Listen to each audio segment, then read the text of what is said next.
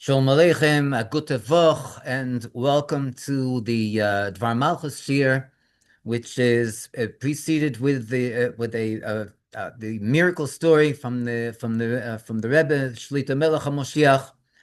And we also want to be, as we begin, to wish a hearty Mazel Tov to the Kappel family and to the the Haber family, the Bobby and Zayde.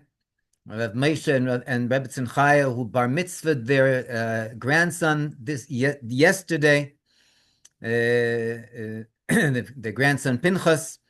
They should merit to raise him and to see that he should be a chosid, Yireh Shamayim, lamdan, and a shliach of the Rebbe Shlita Melech Ha'Moshiach on a good and revealed basis.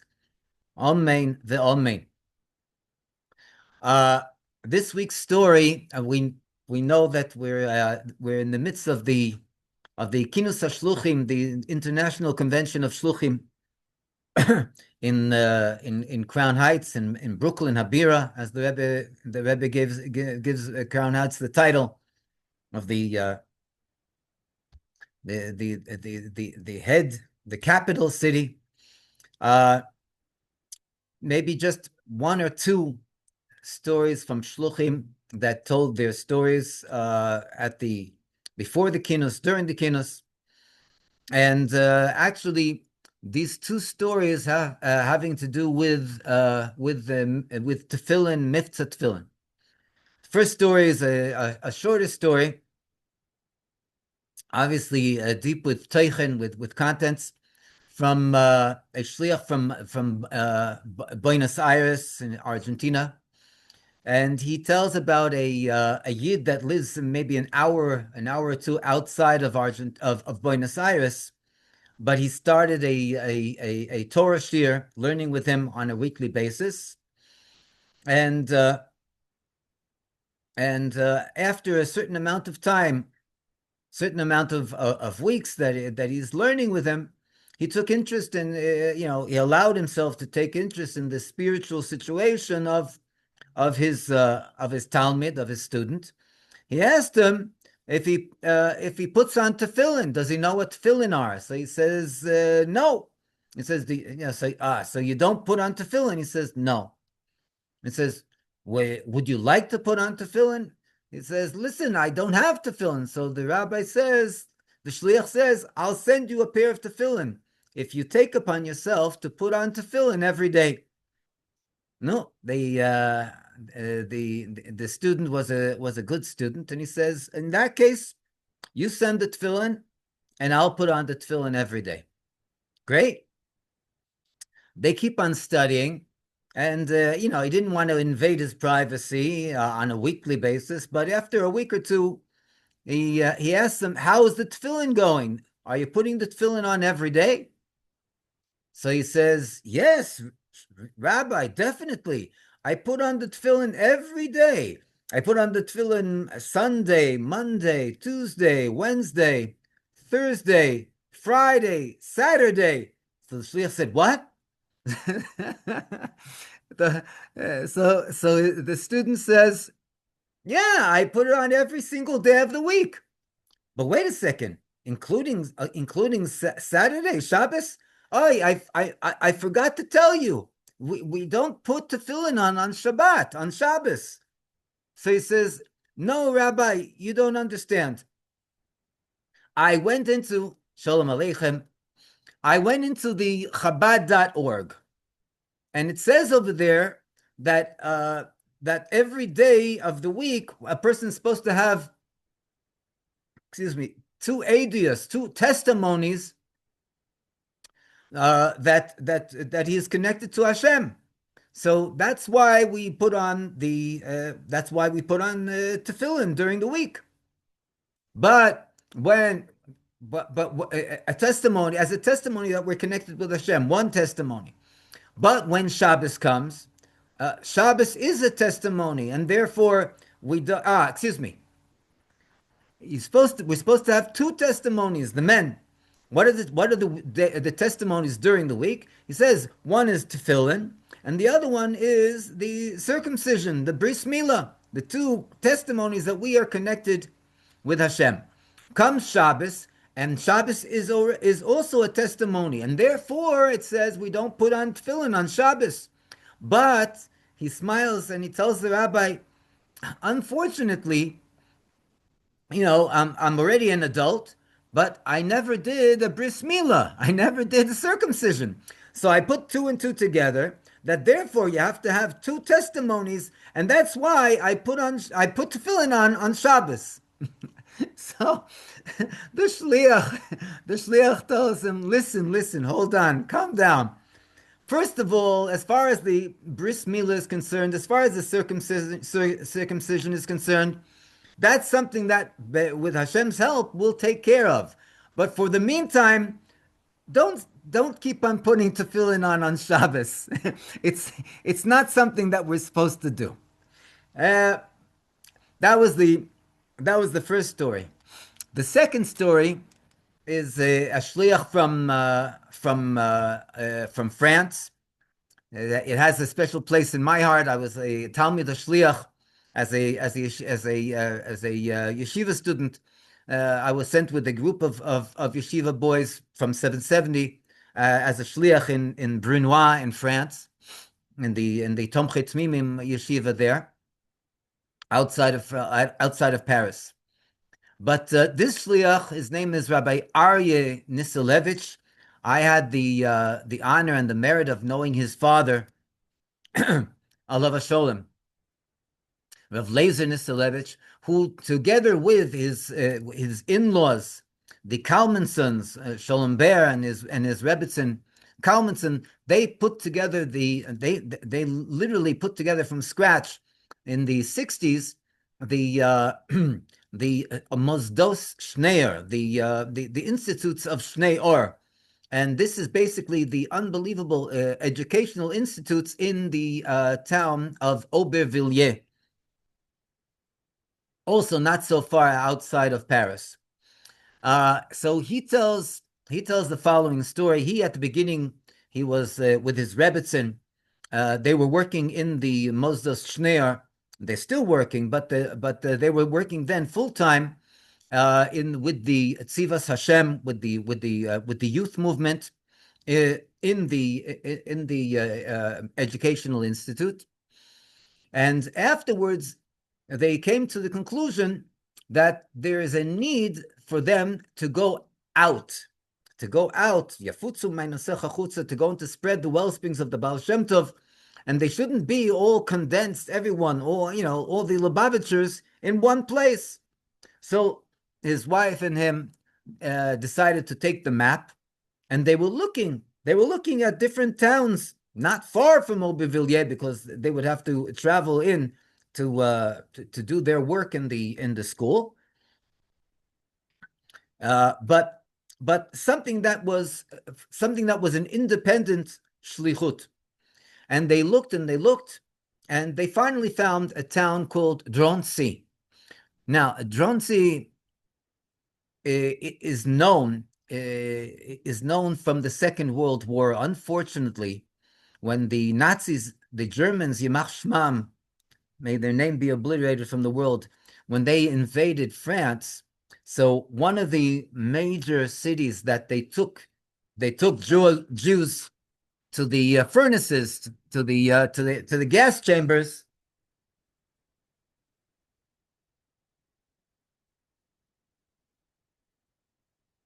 was Droncy. And so the Jews that lived there, they actually they have the memories of the Jews that were there in the Second World War. And together with this, there were many different memorials, major central memorial centers that were built in Droncy to pay respect to the survivors. And this town was a very interesting town, to say the least. We're talking about a town that people, Chabad, tried to go and to open up Chabad's house, Chabad center there in Dronsi, but the people and the rabbi there, they weren't particularly interested. They said that it's okay. We're able to go into to persevere or or to keep on going on our own. We don't really necessarily need a Chabad center. Okay, usually you don't argue with the people that live in a certain place. But this couple, they decided, since they asked the bracha from the Rebbe about going out to Dronsi, and the Rebbe said that they definitely should go out to do the to spread the wellsprings of the Baal Shem Tov. They went without asking, and they purchased they went and they purchased whatever they needed. They had an apartment there, and they set up shop in Dronsi. Okay, at the beginning when they were there, so the rabbi was very surprised, like, what are you doing here? So his father, alav shalom, Rav Eliezer, told him that if he encounters any type of difficulties, so with the rabbi, he should immediately invite the rabbi to learn Hasidic philosophy, to learn Chassidus, and to learn Tanya. And that melts all barriers. And this is exactly what he did. He, at the first opportunity that he met with the rabbi, he said, listen, do you learn Chassidus? He says, no. He said, listen, why don't we get together first thing in the morning, you and I, before the minyan, and we'll learn. And the rabbi said, okay, it was an offer. It was getting another Jew into the minyan because the minyan wasn't that strong. And after all, the rabbi said, what do I have to lose to learn something before I start davening?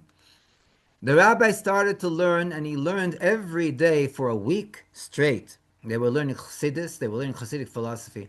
And at the end of the week, the rabbi comes he comes to Rav Aryeh, the shliach, and he tells him, listen, I don't understand what's going on. And Rav Aryeh says, what? He says, you and I, we're learning Hasidic philosophy. We're taking care of ourselves. But what about the others that belong to the congregation? They're not learning. They're missing out on all this. So Rav Aryeh said, oh, so what do you think? What would be the, what? Well, we got to make a shiur for them also. Okay, that's fine. We'll get together. Once a week, we'll have a Tanya shiur. And they started a Tanya shiur on a weekly basis. And at the end of the Tanya shiur, they also they have the grand finale every week with the Inyonim Mashiach v'Geula. They learn Inyonim of Mashiach and the redemption and Geula. So here, a year or two later, he's people already know him, and he's quite successful. He gets a call. Who is calling? The Holocaust Memorial Center in Dronsi. And what do they want? They told him, listen, we're having right before Passover. That was the time that they're having the memorial in honor of the Holocaust, and and they're having a very special celebrity that's coming, a survivor of the Holocaust, who is also a very famous artist and sculptor. His name is Rabbi Shlomo Selinger. Rabbi Shlomo Selinger. He's a survivor of the Holocaust, and he's going to have his work of arts in the exhibition in the Memorial Center. And they said, you, the rabbi, you must come to honor the happening, to speak a few words. So he said, listen, if you're twisting my arm, I'll come. It's not one of the biggest things, it's not one of the essential things that the shluchim do, but this is something that has connected with the congregation, the Jewish congregation of Dronsi. Before he goes, he thinks to himself, what is he going to do? This fellow, he already wrote a book about his experiences from the concentration camps that he was in. He was in the concentration camps at the age of 13, when he was 13 years old. And he tells the following very moving story, that he was going from camp to camp, and finally there was one camp that everyone unfortunately perished, and amongst, I don't want to get too graphic, but amongst the bodies that were lying there, there was one child, one young lad, and there was a Russian doctor, and this is already apparently after the war, after the victory, a Russian doctor that was walking by, and he saw from amongst all the bodies, there's one hand that is moving. And he was shocked, but he immediately jumped, and he pulled this Shlomo Selinger out of the pit, and he saw that he's alive. And they went and they gave him the treatment that he needed, and they were able to nurse him back to life. But unfortunately, even though physically he was intact, he totally lost his memory. Totally lost his memory, unfortunately. Years went by, and somehow, some way, miraculously, his memory 7 years later was restored. And together with his memory, all the horrifying, horrific experiences that he went through in the concentration camps, and also his father's last will and testimony. Personally, his father, the last words that his father told him when he was just turning 13 was that he should always, every day, put on tefillin. Now, this is already 7 years after bar mitzvah, and he's already like 20 years old.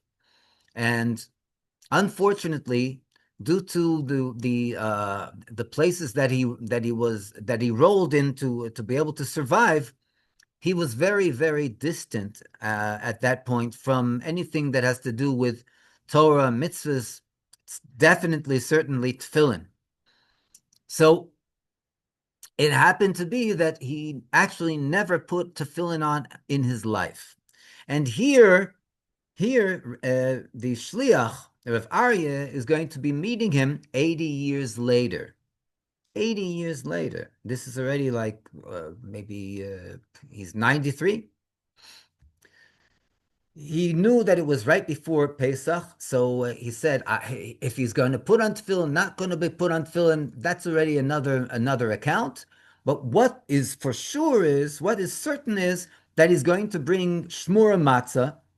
He's going to bring matzah shmura in order to go and to give Shlomo Selinger and the other Jews that show up, in order that they should have shmura matzah for Pesach. It was right. It was Yud Nisan, right? The eve of Yud Aleph Nisan, the Rebbe's birthday. He comes and he speaks at the memorial, and right next to him was Shlomo Selinger, and Shlomo is in a wheelchair. He's already not walking around as he always could, and he turns to, after he finishes speaking, he turns to Rav Shlomo Selinger, and he takes a packet of matzah, and he says to him in Yiddish, Rav Shlomo, this is for Eich, Shmura Matzah of Pesach. This is for you, Rav Shlomo, Shmura Matzah, the hand-baked round matzah, in honor of Passover. And his eyes, Rav Shlomo's eyes light up, and he looks at him, and he says, Adankaich, thank you very much to you, thank you very much to you.